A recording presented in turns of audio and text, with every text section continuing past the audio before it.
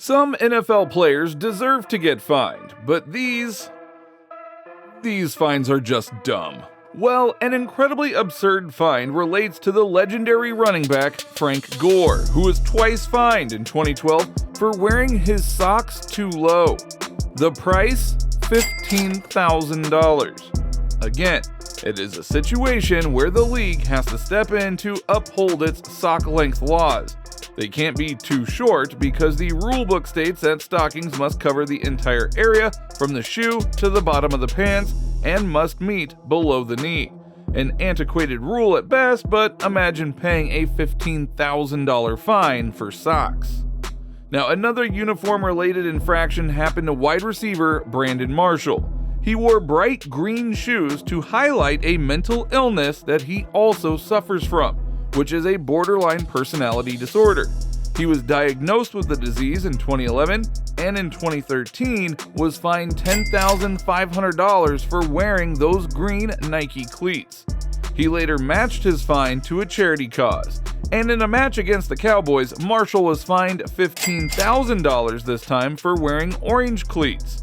Now, these fines might hurt his bank account a little bit, but they sparked conversation and gave publicity to a great cause. I'd say the fine was well worth it. Now, the next NFL player was not fined because of crazy touchdown celebrations, but for not talking. Yep, that's right, not talking to the media. Former Seahawks running back Marshawn Lynch was fined a total of $100,000 due to his failure to comply with the NFL's media policy, which requires players to be available to the media at various times during the season, including during practice and after games. The fine prompted Lynch's viral line, "I'm just here so I won't get fined." Now, a slightly more heartbreaking fine is next on our list, when Steelers safety Troy Polamalu was fined $10,000 for making a call to his wife during a game in 2011. Polamalu suffered a mild concussion and wanted to call his wife to tell her that he was okay. He used a Steelers doctor's cell phone to let the love of his life know that he wasn't hurt. The NFL, again, lost sight of the intention of Polamalu, because using a cell phone during the game is against the rules. Now, the next NFL player was fined for wearing a cap. Yep, a cap. The former Bears star Brian Urlacher was fined a huge $100,000 for wearing an unlicensed cap for vitamin water during Super Bowl appearances on Media Day. The league fined him because he was promoting a sponsor that was not authorized by the NFL. The former linebacker said that, "I find it ridiculous that the NFL would fine me $100,000 for drinking vitamin water just because I prefer it to Gatorade." Up next, Chargers safety Eric Weddle was fined $10,000 for staying on the field at halftime of a home game to watch his daughter's dance performance. And according to reports, Weddle was stunned and furious when he found out about the fine. It's unfathomable that the Chargers would make Weddle cough up $10,000 for watching his daughter dance at halftime. Now, Chad Ocho Cinco Johnson, well, he's familiar with loads of fines throughout his career. Before he was fined because of a tweet, he was also fined because of a silly celebration. But the former Bengals star, who was just kidding around when he pretended to bribe a ref with a $1 bill during a game against the Ravens in 2009. Now, even though this was a joke and everyone, including the ref, knew it, the NFL did not laugh and took it very seriously. Instead, they made him pay $20,000 for this little stunt. Now, the Carolina Panthers cornerback Josh Norman's salute to the troops cost him $5,000. Norman wore red, white, and blue cleats in the Panthers' win over Green Bay. Norman said the NFL was okay with the color of the cleats since they included some Carolina colors, but they dinged him because it had the words proud and brave written on them. The NFL does not allow words on cleats. Norman eventually auctioned the patriotic cleats and donated the money to the troops at Fort Jackson, an Army training base there in South Carolina.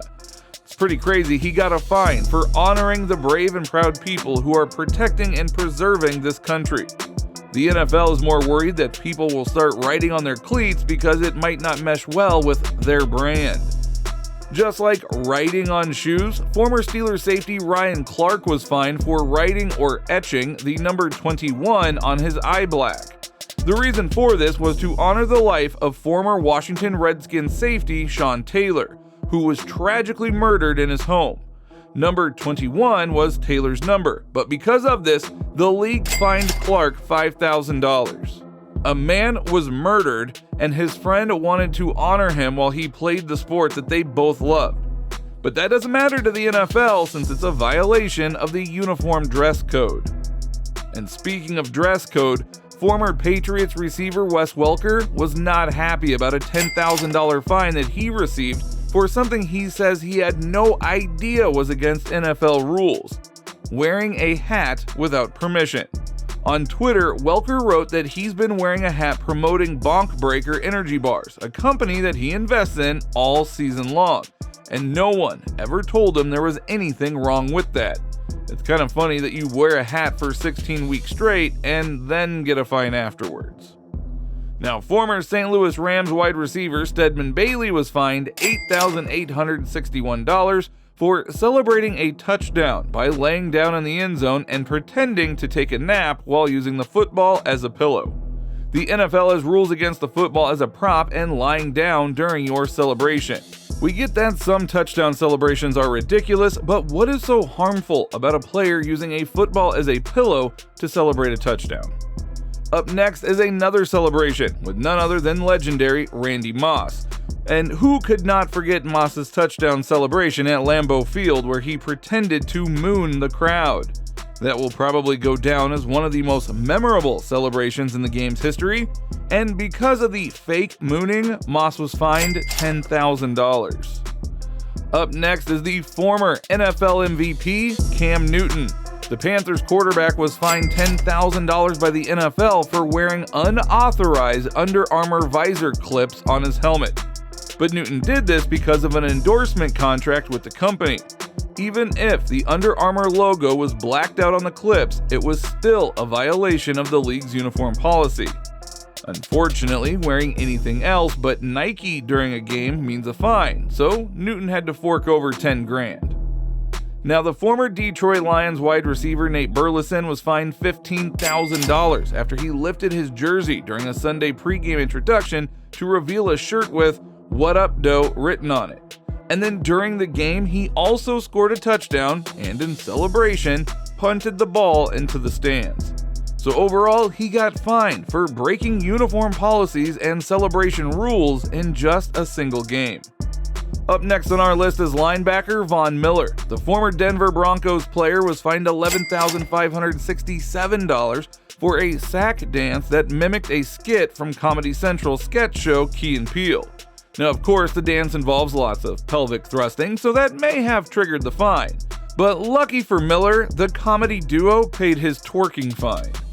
Now, it should be said that it's not the player's fault that they get fined for expressing their identity in the sport that they make great, but the NFL sometimes doesn't see it that way, and we get many headlines such as Colin Kaepernick fined $10,000 for wearing Beats by Dre headphones to a post-game press conference. Now, the headphones were pink to raise breast cancer awareness, which is a nice touch and gesture by the former NFL player, but unfortunately, the official headphone sponsor of the NFL is Bose. The NFL higher-ups were placed in a tough position, whether or not they should fine Colin Kaepernick, but by how much to fine him. After all, the sponsors are the donors that keep the lights on in the NFL headquarters. It's a ridiculous fine given the sentiment of Kaepernick's gesture and a tone-deaf one from the NFL, though those from a business perspective can see that they might lose a sponsor, and it might cause a domino effect whereby other sponsors would be afraid that their brand might not be visible. But Kaepernick wasn't highlighting Beats by Dre headphones. It was the color pink that he was promoting for breast cancer awareness. Maybe Bose could have manufactured pink headphones instead of whining to the NFL. Now, there are many more fines that will be finding their way to players' mailboxes, and as time goes by, there will be far more ridiculous and increasingly dumb ones. It's just the way we like it. But what is the dumbest fine you have ever witnessed in the NFL? Please let us know in the comments below, but before you go, if you still want to watch some awesome NFL content like this, go ahead and watch the next video that will pop on your screen.